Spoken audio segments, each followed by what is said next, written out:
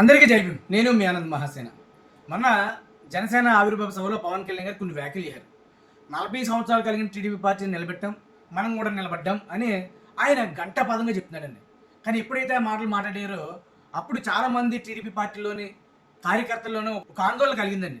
ఏంటి మనల్ని నిలబెట్టేది ఏంటి, ఈయనకే సరిగ్గా నిలబడలేదు, ఈయన మనల్ని నిలబెట్టడం ఏంటి, ఇలా పబ్లిక్గా చెప్పడం ఏంటి అని చాలామంది గుసగుసలాడుకుంటూ సోషల్ మీడియాలో కూడా ఆ పోస్టులు పెడుతున్నారండి.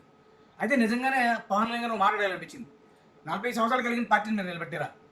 అసలు మీరు సిద్ధాంతం పేరు చెప్పి పార్టీలు మారుకుంటూ వచ్చారు తప్ప కానీ ఎవరైనా అయితే ఈ పార్టీలో ఉన్నప్పుడు ఈ సిద్ధాంతానికి విలువ లేదు, నా సిద్ధాంతం ఇక్కడ పాటించలేదు అంటే పార్టీలు మారచ్చు. తన సిద్ధాంతం ఎక్కడైతే అమలు అవుతుందో ఆ సిద్ధాంతం కోసం పార్టీలు మారుకుంటూ వెళ్ళొచ్చు. కానీ ఈయన పార్టీకో సిద్ధాంతాన్ని మార్చుకుంటూ మారాడు. ఇప్పుడు కమ్యూనిస్ట్ అంటే చెగువేర పేరు చెప్పేమో కమ్యూనిస్ట్ పార్టీలోకి వెళ్ళాడు, జై భీమ్ అంటూనేమో బీఎస్పీ పార్టీలోకి వెళ్ళారు, ఇప్పుడు సనాతన ధర్మం అంటూనేమో బీజేపీ పార్టీకి వెళ్ళారు. ఇదేంటి మీరు సిద్ధాంతపరంగా పార్టీలు మారాలి కానీ అసలు పార్టీకో సిద్ధాంతాన్ని మార్చుకుంటూ వెళ్ళడం ఎంతవరకు కరెక్ట్? టీడీపీ పార్టీని మేము నిలబెట్టాం అని ఎలా మాట్లాడుతున్నారో నాకు హాస్యాస్పదంగా అనిపించింది మీరు ఆ మాటలు మాట్లాడిన వెంటనే. ఇప్పుడు మీ సిద్ధాంతం మీద మీరు నిలబడ్డారా లేదా పార్టీకో సిద్ధాంతాన్ని మీరు ఎంచుకున్నారా? ఇప్పుడు ఎందుకు మీరు సనాతన ధర్మం మాట్లాడుతున్నారు? మరి ఒకప్పుడు కమ్యూనిస్ట్తో ఉన్నప్పుడేమో చెగువేర్ అన్నారు, బీఎస్పీతో ఏమో జై భీమ్ అన్నారు. ఇలా ఎందుకు సిద్ధాంతాలు మార్చుకుంటూ మీరు తిరిగితే మీరు టీడీపీ పార్టీని నిలబెట్టారన్న ఏంటి? వైసీపీ ప్రభుత్వంలో అక్రమాలు జరిగినాయి.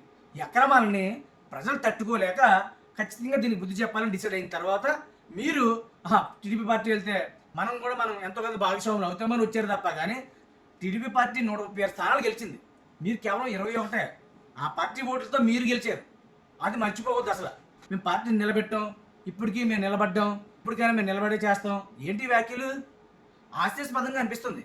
మీకంటూ సిద్ధాంతమే లేదు, పార్టీకో సిద్ధాంతాన్ని మార్చుకుంటూ వెళ్ళిన మీరు టీడీపీ పార్టీని నిలబెట్టారంటే ఎలా నమ్ముతారండి ప్రజలు?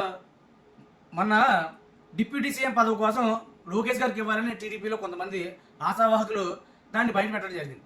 కానీ వెంటనే టీడీపీ పార్టీ స్పందించి తప్పు ఎవరు ఎలాంటి వ్యాఖ్యలు చేయొద్దు, మేము దీన్ని పార్టీ నుంచి ఖండిస్తున్నామని వెంటనే వాళ్ళ వాదన ఆపేసింది టీడీపీ పార్టీ. అంటే క్రమశిక్షణ మారిపోయారుగా, ఎవరైనా పార్టీకి వ్యతిరేకంగా ఎవరైనా మాట్లాడితే వెంటనే చర్యలు తీసుకుంటారు వాళ్ళు.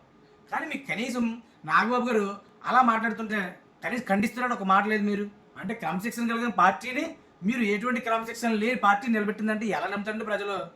ఒకవేళ మీకు ధర్మం సనాతన ధర్మం కావాలంటున్నారు, ఓటు బ్యాంక్ కోసం ఆ ధర్మాన్ని తాకట్టు పెట్టని అన్నారు, ఒక పక్కన పని చేసుకోండి, ఆ ధర్మం కోసం పని చేసుకుంటూ వెళ్ళిపోండి. రాజకీయాలు ఎందుకండి? రాజకీయం పేరుతో ఇక్కడ బడుగు బలహీన వర్గాలని అణచేయాలని ఏదో తొక్కాలని మీరు ఏదో ఒక పార్టీతో ఒక అంకరం కట్టుకొని మీ పదవి కోసం మీ అధికారం కోసం ఇంతమంది ప్రజలు మోసం చేయొద్దు. అసలు మీకు సనాతన ధర్మం అంటే తెలిసండి? అసలు సనాతన ధర్మంలో కూడా మీ తాత ముత్తాతల్ని శూద్రులు లెక్కలో చూసి తొక్కిపెట్టి నారదీయరా, అది మర్చిపోయి మీరు సనాతన ధర్మం అంటూ ఊపోతున్నారండి. ఇన్ని వర్ణాలన్నీ శూద్రుల్లోకి వచ్చినాయి, మీరు కూడా శూద్రులే.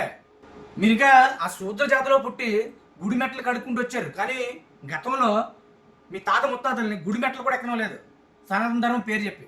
మీరు ఇప్పుడు అలాంటి ధర్మాన్ని కాపాడతారు బయలుదేరతారండి. ఇన్ని భావాలు ఎక్కడ పోయినాయి మీకు? ఎందుకు పార్టీకో సిద్ధాంతాన్ని మార్చుకుంటూ వెళ్ళారు? దయచేసి తప్పండి, మీరు పవన్ కళ్యాణ్ అలాంటి వ్యాఖ్యలు చేయొద్దు. మేము పార్టీని నిలబెట్టాం, పార్టీ కోసం మేము నిలబడ్డాం, ఇది చెయ్యొద్దు అసలు. అర్థమైందండి? కొత్తగా కొంతమంది ఒక వాదన తీసుకొస్తున్నారు జనసేన వారు. ఏంటి మహాసేన రాజేష్ని సస్పెండ్ చేయలేదు కానీ మా మీదకి వచ్చేస్తున్నారా మీరు అని. మహాసేన రాజేష్ని టీడీపీ సస్పెండ్ చేయలేదు, అసలు మీకు సంబంధం ఏంటి? వానర్కి లేని బాగా వాచ్మెన్కి ఎందుకు? రాజేష్ గారిని టీడీపీని సస్పెండ్ చేయించాలని మీకెందుకు వాదన? మీ పార్టీలో మీరు చూసుకోండి, మీ పార్టీలో ఉన్న క్రమశిక్షణ నేర్పించండి. ఫస్ట్ అవతల వారి గురించి మీరు మాట్లాడి తిరగండి. ఇంకెక్కడ ఎవడైనా సరే మహాసేన రాజేష్ కోసం మహాసేన కోసం తప్పుగా మాట్లాడితే 4 చీరత్తాం, గుర్తుపెట్టుకోండి. ముందు మీ పార్టీలో క్రమశిక్షణ నేర్పించండి. పార్టీ ఎట్టినప్పుడు ఆ సిద్ధాంతాలు ఉంటాయి, ఆ సిద్ధాంతాలు పాటించకుండా ఓ సిద్ధాంతం పెట్టుకుని ఇంకో పార్టీలోకి, ఓ సిద్ధాంతం పెట్టుకుని ఇంకో పార్టీలోకి వెళ్ళొద్దండి. అలా తగ్గించుకోండి. మీరు ముందు మీ సిద్ధాంతం మీద మీరు నిలబడండి, అప్పుడు ఎదుటి మీరు మాట్లాడి తిరిగాను అంతే తప్ప కానీ నా నోటికి వచ్చినట్టు మాట్లాడితే పద్ధతి ఉండదు. ఉంటుంది మరి. జై భీమ్, జై మహాసేన, జై జై రాజసేన, జై టీడీపీ, జై జై చంద్రబాబు.